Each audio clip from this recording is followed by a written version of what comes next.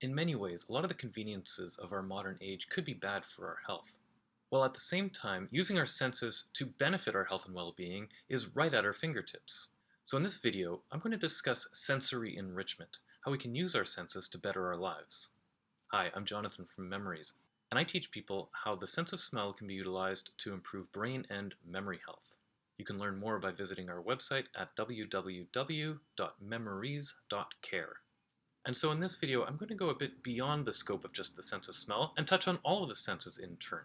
All of them come with areas we should be cautious about, but also ways that we can benefit our health and well-being. And so the first that I'll touch on is beyond the five senses that we usually talk about. I'd like to talk about our sense of belongingness, because we are, after all, social creatures, and so I'm putting this one right at the top. People more and more are seeking out community, belongingness. Why? It's because we evolved with this. To not have it is detrimental to our overall health. The internet offers both ways that we can get more isolated and ways we can get more connected in this regard. So while we can get sucked into worlds where we don't really interact with others or may in fact engage in ways that are really negative to our well-being, we're also able to find people who are like-minded and connect with community the world over. I believe we still get more out of in-person interactions and finding groups and communities and organizations and ways to just be active and involved with other people in person. I think when it comes down to it, that's always going to be the best way for your health. But if that proves difficult for one reason or another, online communities really do provide a bit in this regard. So out of the senses, let's make sure we're taking care of this one, our sense of belongingness and having people to connect with. Next, we'll talk about the sense of sight. We are visually predominant creatures. It's one reason why screens attract our attention so readily, but we use our sense of sight so much, and it's actually overstimulated probably more than not. So I'm going to share two ways to use your sense of sight to benefit your sleep health. Prioritizing good sleep makes a huge impact on your overall health and well-being, and so here are ways to use your sense of sight to do just that. The first, and you may have heard this before, is to expose yourself to sunlight as soon as you can when you wake up in the morning. It doesn't mean going and staring at the sun, but it means exposing your eyes to air outside, to the sky, even if you're facing away from the sun and can't see it. A lot of windows have UV screenings on them, and so it doesn't have the same effect. We want to be doing this as soon as we can because it will jumpstart the biorhythms telling your body to wake up. So we would do this before we start to drink coffee and stuff like that. And an incredible practice would be to challenge yourself to do this before you look at a phone screen every day. Being able to expose yourself to sunlight directly or indirectly for 5 or 10 minutes to start a day and making this a practice is a huge game changer. And on the flip side, electricity has meant that we stay up later and later. I remember being in a rural area where there was a power outage. And so this was in the winter months, I'm in Canada, and so around like 5:30, 6 p.m., it started getting really dark, and I found by 7 p.m. I couldn't stay up any longer. I'm usually up till about 11 or 11:30, but the lack of sunlight and artificial light on top of it just told my body it's bedtime. Well, now we have artificial light all around us. I'm in a downtown, and so there's never darkness. You've probably heard about what happens using your phone right before bed or exposure to blue light. So if you really want to take this into your own hands, you can switch over to red lights in your living space an hour or half an hour before it's time to go to bed. So at my home, I have these inexpensive light fixtures placed all over the place with red lights in them. And about an hour to half an hour before bedtime, I turn all of them on, I turn all the regular lights off. This promotes melatonin, the things that some people supplement with externally. It helps your body do what it can do and get ready for bed. If we're not careful, we're going to spend a lifetime depriving ourselves of good quality sleep. This makes us much more susceptible to illness, while at the same time we can intentionally use our sense of sight for our benefit. Next, let's talk hearing. Hearing is, I believe, the first sense to really start to deteriorate with age.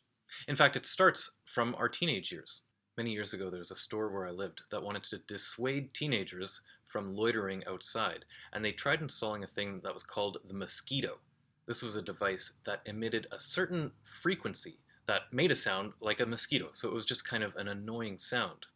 The interesting thing was that the frequency was one that by the time a person was like 19 or 20, they would no longer be able to hear. So it didn't bother other people, just the teenagers they didn't want around.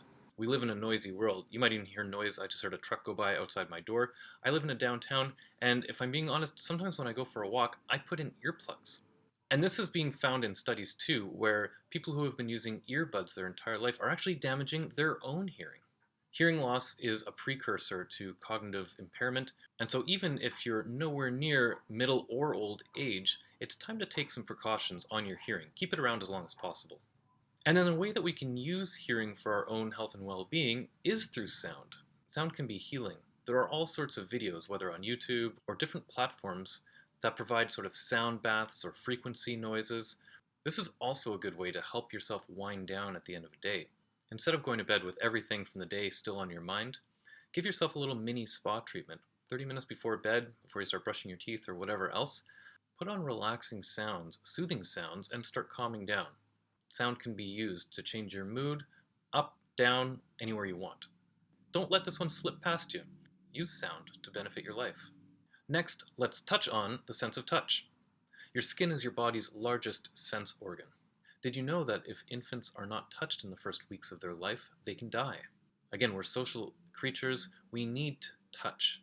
And one way that's becoming more and more popular to use touch to our advantage is through things like sauna and cold plunges. These, of course, operate on many levels, but in their first instance, we're reacting to touch. Use temperature, use touch for your benefit. Okay, let's talk taste. Did you know that about 80 to 90% of flavor is actually done through our sense of smell? So with taste, I'm going to go in a different direction.